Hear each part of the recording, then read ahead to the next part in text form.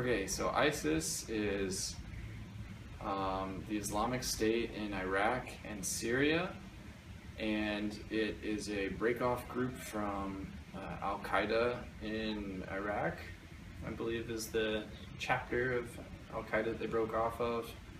Their intent is to create an extremely fundamentalist Islamic state in Iraq, Syria, I believe also Lebanon and the rest of what's considered the Levant, which is why it's sometimes called ISIL instead of ISIS.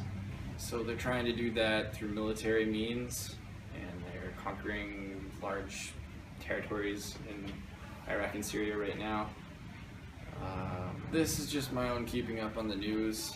I like to read the articles that the BBC puts out every day, and I also like to watch some video news too from NBC. I like their nightly news, or I'll watch CNN sometimes or something. We don't tend to focus too much in the curriculum on specific organizations, but if you choose to select specific organizations for your projects, you can.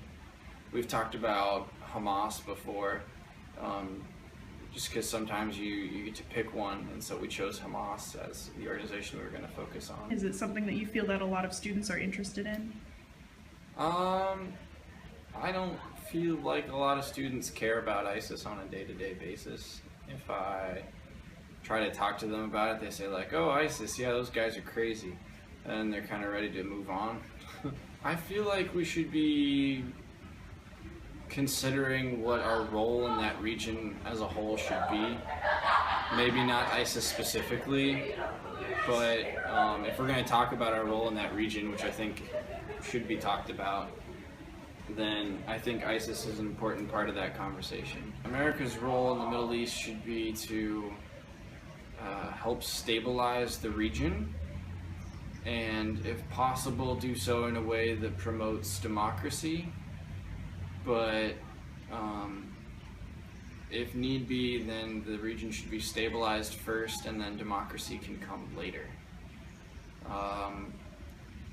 How to get rid of ISIS is probably to work with a government that you're going to support in the area, and just do so militarily until you can conquer back the areas that can be controlled by that country that they've been taken from, and then from there, I guess, kind of back out of the region and just diplomatically encourage the region to become more democratic. But I think stability is our main goal. So you think, just to clarify, diplomacy and military action? Yes. Do you feel that ISIS has the potential to impact life in the United States or your life personally? Yes. I think definitely, having lived through September 11th, not being there firsthand, but having that happen in my lifetime, and several other Al-Qaeda attacks in the 90s and the 2000s, I would say that an organization like ISIS is plenty capable of launching terrorist attacks in America, and certainly of harming American troops in the region. Personally, I think that they're more concerned with land grabs in hemispheres that are unstable. That's why I think more organizations like Boko Haram have been pledging allegiance to ISIS, and sort of through these client terrorist organization relationships, ISIS is gaining more territory, and I think that's their main goal, is to control more land and gain more revenues, almost like a corporation, as they gain more assets.